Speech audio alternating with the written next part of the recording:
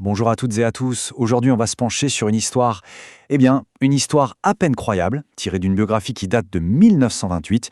C'est le destin de sœur Catherine Filjong, une religieuse du 19e siècle en Lorraine, dont la vie était un véritable champ de bataille entre une foi à toute épreuve et une opposition mais féroce. Tout part de là, de cette promesse absolument extraordinaire. D'après Catherine, ce sont les mots que la Vierge Marie lui aurait dit. Imaginez un peu, il ne s'agissait plus seulement de s'occuper d'un orphelinat, non. L'objectif, c'était de transformer un tout petit village en un lieu de miracle. Autant dire que les enjeux étaient immenses dès le départ, et ça posait les bases d'une mission que beaucoup considéraient comme de la pure folie. Alors voilà, le tableau est posé. D'un côté, une femme, presque seule, contre elle, l'église locale et les autorités civiles. Et pour l'aider, une alliance qu'on pourrait qualifier de surprenante, un homme de science, protestant qui plus est, et une protectrice venue du ciel. C'est cette lutte improbable qu'on va décortiquer ensemble. Pour bien saisir l'ampleur de son défi, il faut d'abord prendre la mesure de l'opposition, parce qu'elle ne faisait pas face à une seule personne, mais à un véritable front uni contre elle. D'un côté, il y a l'opposition de l'Église menée par le curé de Barding en personne. Pour lui, c'était simple. Catherine était une imposture, une faussaire, et il était absolument déterminé à la faire taire. Il est même allé jusqu'à lui refuser la bénédiction de sa chapelle, ce qui est un coup très dur pour une communauté religieuse. Et de l'autre côté, l'opposition civile, les gens du coin, qui la voyaient comme une figure un peu scandaleuse, qui semait la méfiance. Bref, elle était vraiment prise en étau. Et la goutte d'eau, ce qui a vraiment tout fait exploser, c'est cette décision. Pour sauver son orphelinat qui était au bord de la faillite, Catherine nomme un directeur officiel, le docteur Fischer, un médecin très respecté, très compétent, mais protestant. Il faut se remettre dans le contexte de l'époque, dans la France rurale et très catholique. C'était un scandale absolu. Pour ses ennemis, c'était la preuve ultime qu'on ne pouvait pas lui faire confiance. Mais voilà, face à ce mur d'hostilité, Catherine n'était pas complètement démunie. Elle avait des soutiens. Un soutien très concret, très terre-à-terre, et un autre, disons, beaucoup plus surnaturel. Le décalage entre le titre et la réalité est assez fascinant. Le docteur Fischer, il était directeur que sur le papier, c'était une sorte de fiction légale pour calmer les autorités. Mais dans les faits, son aide a été capitale. C'est lui qui supervisait la clinique gratuite pour les pauvres, qui vérifiait tous les comptes avec une rigueur absolue, et surtout, c'est lui qui a prêté de sa poche près de 100 000 marks, une somme mais colossale pour l'époque, juste pour sauver l'œuvre. Un allié pragmatique et absolument indispensable. Et à côté de cette aide bien matérielle, il y avait l'autre dimension de l'histoire, celle qui a construit sa réputation de mystique. Catherine affirmait que des miracles se produisaient tout le temps. La biographie en rapporte plus de 100. Des guérisons spectaculaires qui auraient eu lieu à Biding et qu'elle attribuait directement à l'intervention de la Vierge. D'ailleurs, les miracles n'étaient pas toujours des guérisons incroyables, parfois c'était beaucoup plus simple, c'était juste survivre au quotidien. Cette anecdote le montre bien. La cuisinière, complètement paniquée parce qu'il n'y a presque rien à manger, voit Catherine prendre un minuscule bout de viande. Et là, le phénomène se produit. Catherine se met à découper, elle sert des portions tout à fait normales à tout le monde, et à la fin, il en reste encore. Un miracle de la vie de tous les jours, qui se serait répété de très nombreuses fois. Et puis, alors que la situation semble complètement bloquée, que les murs se resserrent autour d'elle, tout bascule. L'opposition, qui paraissait si forte, si unie, commence à s'effondrer de manière assez spectaculaire. L'histoire de la fin de son principal adversaire, le curé, franchement, elle fait froid dans le dos. Après un énième conflit public, Catherine aurait lâché cette prophétie terrible. Moins d'1 an plus tard, le prêtre tombe malade. Sa fin est décrite comme absolument atroce. 5 semaines d'agonie, pendant lesquelles il aurait hurlé comme une bête, accomplissant, selon le livre, une autre prédiction que Catherine tenait de la Vierge. Alors, coïncidence, châtiment divin, le résultat en tout cas il-même, son ennemi le plus acharné n'est plus là. Et le départ de cet ennemi juré, ça a tout changé. Son remplaçant, l'abbé Rémy, arrive sans a priori. Il observe, il regarde ce qui se passe, et ce qu'il voit, le dévouement des sœurs, le soin apporté aux enfants, ça le convainc. Il passe de la méfiance à l'admiration. Et il devient même un porte-parole inattendu de Catherine auprès de l'évêché. Le vent tourne aussi du côté des scientifiques. Le docteur Fischer, déjà convaincu, organise une rencontre entre Catherine et un de ses collègues, un certain docteur S., qui lui est très sceptique. Les deux médecins insistent pour assister à l'une de ces extases. L'effet est radical. Le sceptique est complètement bouleversé et sa conclusion est sans appel. Ce à quoi elle vient d'assister est un phénomène authentique qui n'a rien à voir avec l'hypnose ou la suggestion. Voilà que 2 hommes de science attestent du caractère extraordinaire des expériences de Catherine. Mais il restait un dernier obstacle. Et le plus puissant de tous, l'évêque de Metz, Monseigneur Fleck. Lui restait inflexible. Et c'est là que l'histoire prend une tournure vraiment, vraiment étrange, avec l'événement qui va finalement faire plier l'évêque. Alors il faut bien suivre les étapes parce que c'est assez fou. Un jeune ami de Catherine va à l'évêché pour plaider sa cause. Il parle au vicaire général qui le renvoie poliment. Le jeune homme quitte donc le bâtiment. Fin de l'histoire, dans le monde réel. Sauf que ce n'est pas du tout ce que le vicaire et l'évêque ont vécu. Le vicaire, lui, a eu l'impression d'accompagner le visiteur jusqu'au bureau de l'évêque. Et l'évêque, de son côté, a eu une longue, intense et très troublante conversation avec ce jeune homme fantôme. Il en ressort humilié, secoué et pris d'une peur panique. L'impact est si fort que le jour même, il prend sa plume et écrit à Catherine pour négocier la paix. Cette intervention, disons, surnaturelle telle qu'elle est racontée, met fin à 12 années de conflit. La voie est enfin libre pour que la communauté de Catherine soit reconnue officiellement. Pour comprendre la nature de sa victoire, il faut s'arrêter sur un mot un peu technique, l'agrégation. Qu'est-ce que ça veut dire? En fait, Catherine ne voulait pas que sa communauté soit simplement avalée par un autre ordre plus grand. L'agrégation, c'était la solution parfaite. Ça permettait à sa petite communauté de s'affilier à un grand ordre prestigieux, les dominicains, pour obtenir la légitimité, tout en gardant sa propre identité, ses propres règles. C'était le meilleur des deux mondes pour elle. Et à partir de là, tout s'enchaîne à une vitesse folle. En quelques semaines à peine, début 1899, toutes les portes qui étaient fermées à double tour s'ouvrent en grand. La reconnaissance officielle de l'évêque arrive, l'affiliation aux dominicains est actée, la chapelle qu'on lui refusait est enfin bénite, la première messe est célébrée. Le 27 février, c'est l'aboutissement. La communauté est officiellement fondée. C'est une victoire, mais une victoire totale. La scène finale de ce long conflit et elle est vraiment poignante. Monseigneur Fleck, sur son lit de mort, reçoit la visite de Catherine. L'homme qu'il a combattu sans relâche pendant des années est là, en larmes, dévoré par le remords. Il s'inquiète pour des prêtres qu'il avait chassés à cause de cette affaire et il la supplie de les faire revenir. C'est l'image d'un homme qui, à la toute fin de sa vie, cherche désespérément à réparer le mal qu'il pense avoir fait. Alors au final, que retenir de cette histoire? Les événements sont présentés comme des faits dans cette biographie de 1928. Mais est-ce qu'on lit un compte-rendu fidèle d'interventions divines, de prophéties qui se réalisent et de miracles? Ou est-ce plutôt le récit d'une femme exceptionnellement forte et résiliente, dont l'histoire a été ensuite magnifiée, interprétée à travers le prisme d'une foi immense? La question, évidemment, reste ouverte. Bonjour. Alors, aujourd'hui, on plonge dans l'histoire de Catherine Filjung. C'est Une mystique lorraine, fin 19e siècle. ça. Elle a fondé un orphelinat à Biding, une œuvre qui marchait bien, Mais avec une opposition très forte, surtout venant de l'Église. C'est assez paradoxal. Exactement. Et notre source principale, c'est un chapitre d'une biographie. Elle date de 1928, écrite par Eugène Ebel. D'accord. Et ce chapitre raconte un moment clé, un basculement en fait. Oui, tout l'intérêt de notre discussion aujourd'hui, c'est de comprendre comment, après des années de blocage, de conflits, la situation s'est enfin débloquée. Comment elle a obtenu la reconnaissance pour sa communauté. On va regarder les faits, les épreuves, les personnages, Mhm. et aussi cette dimension un peu surnaturelle qui est très présente dans le récit d'Ebel. Elle semble jouer un rôle, quoi. D'accord. Alors, on est à la fin des années 1890. L'opposition est toujours là, tenace. Hmm. Mais il y a ce soutien, assez inattendu quand même, celui du docteur Fischer. Ah oui, le directeur administratif. Et le fait qu'il soit protestant. Voilà, ça a ajouté au scandale, j'imagine, en Lorraine catholique. Tout à fait. Mais Ebel précise bien, son rôle était défini par Catherine, purement administratif et financier. Juste pour protéger l'œuvre légalement, quoi. Pas de mélange avec le religieux ou l'éducation. C'est ça, une sorte de montage un peu pour naviguer dans les difficultés. Et il s'est vraiment engagé, ce docteur Fischer. Ah oui, Il a prêté une somme énorme pour l'époque, 100 000 marks, pour éviter la faillite. quand même. Et Catherine aurait prédit quelque chose à ce sujet? Oui.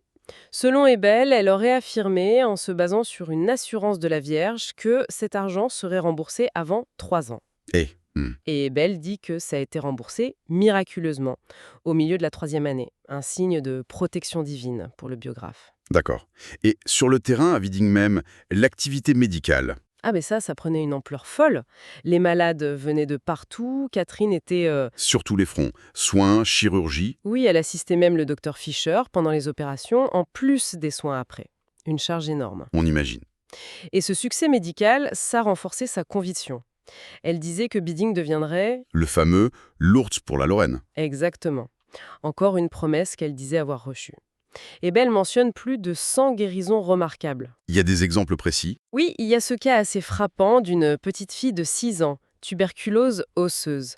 Fischer, lui, conseillait l'amputation. Logique, médicalement parlant à l'époque, sans doute. Oui, mais Catherine s'y oppose.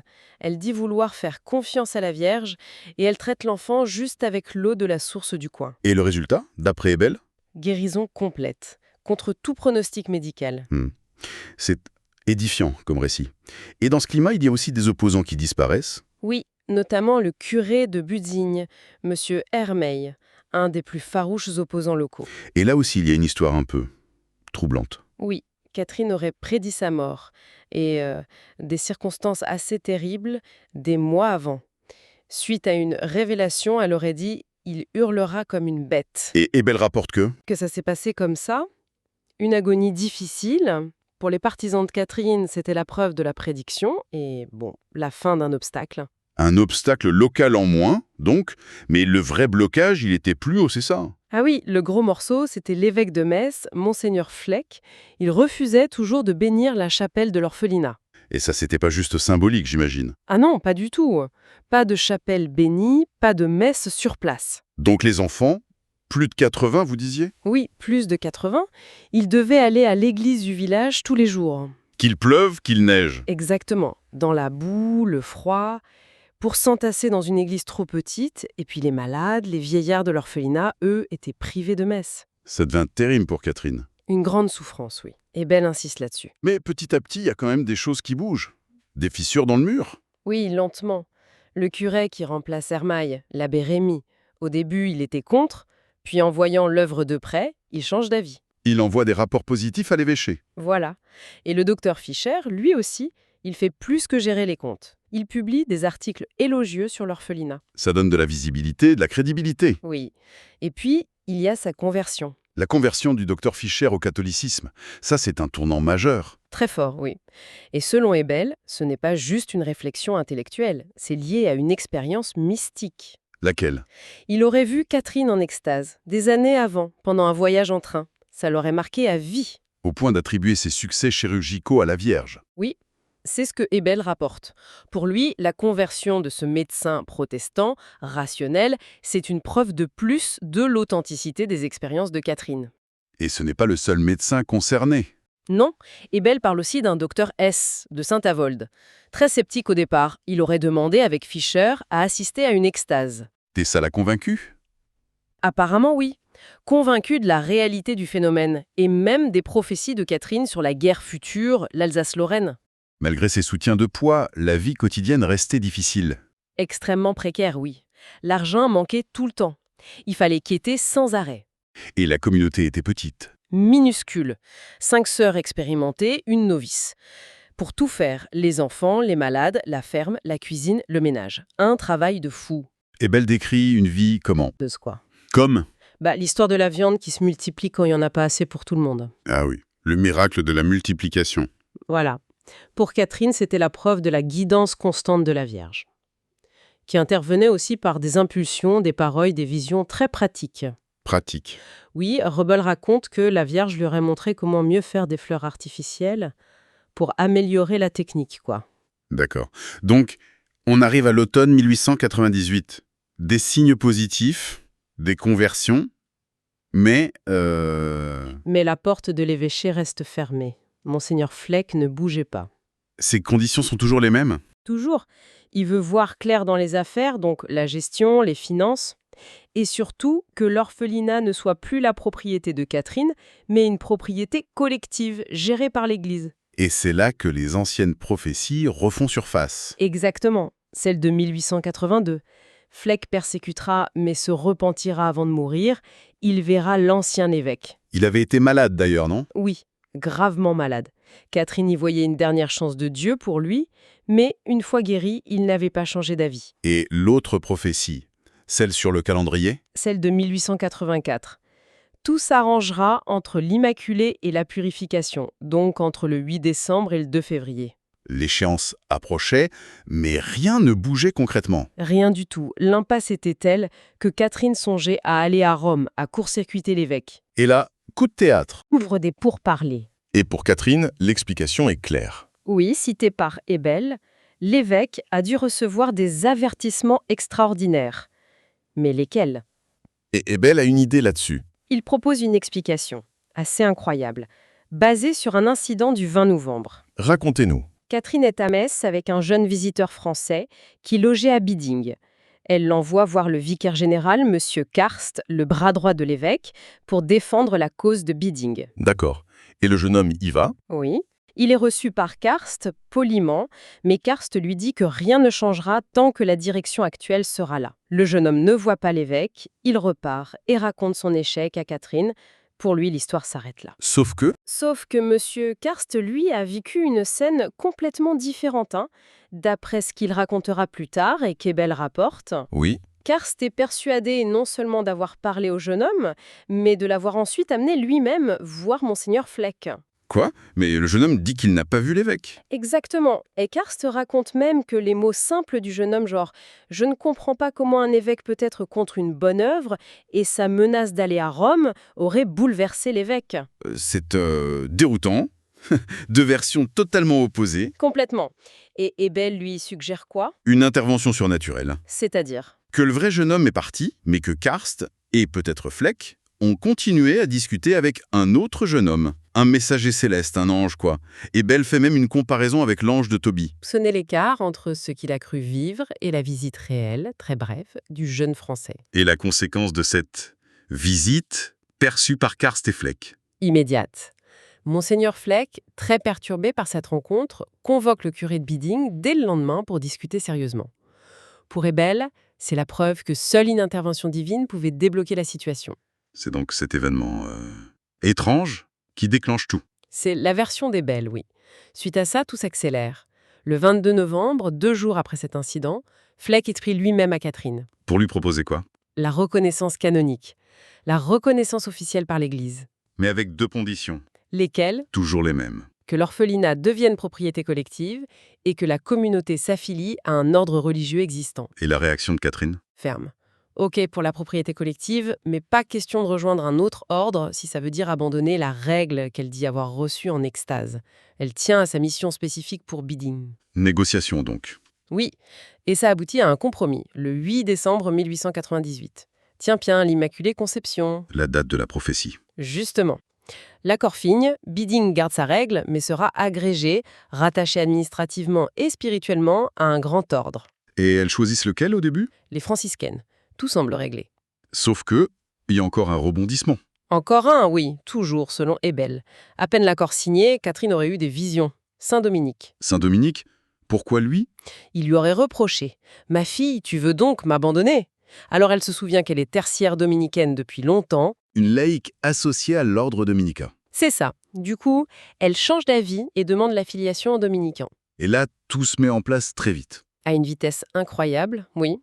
Tout est réglé entre le 8 décembre, l'Immaculée Conception, et le 2 février 1899, la purification. La prophétie de 1884 s'accomplit à la lettre. Exactement. La chapelle est enfin bénite le 29 janvier, première messe le 30, acte officiel signé le 31. Et Catherine doit faire des concessions. Sur l'habit, le nom. Oui, elle renonce à l'habit bleu et blanc et au nom de sœur Emmanuelle, qu'elle disait révéler. Elle adopte l'habit dominicain noir et blanc et devient mère Marie Rose de Jésus. La cérémonie de prise d'habit. Le 27 février 1899, 7 sœurs prennent l'habit, un nombre qui aurait aussi été prédit, d'après Ebel. Et 5 d'entre elles prononcent leurs vœux.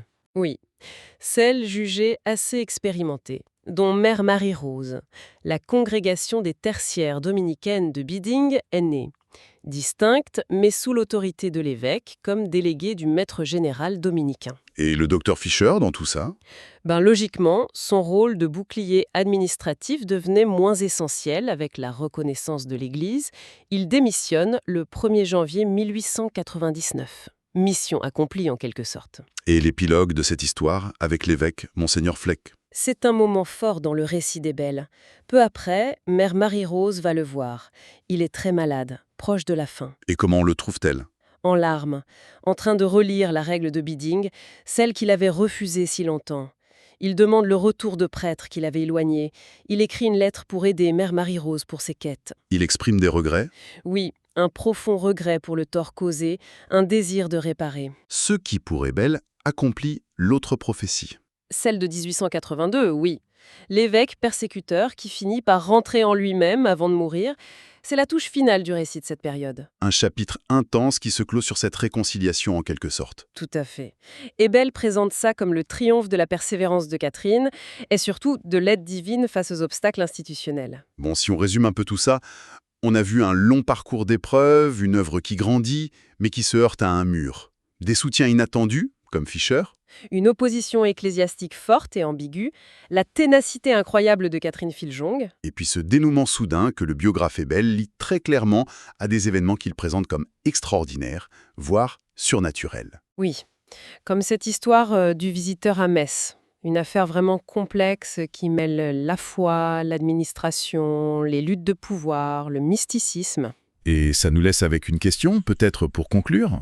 Oui, en lisant ce récit d'Emel, bon, chacun a ses convictions sur le surnaturel, bien sûr. Mais comment on peut interpréter, d'un œil plus critique ou historique, ces avertissements extraordinaires, cet incident du visiteur ?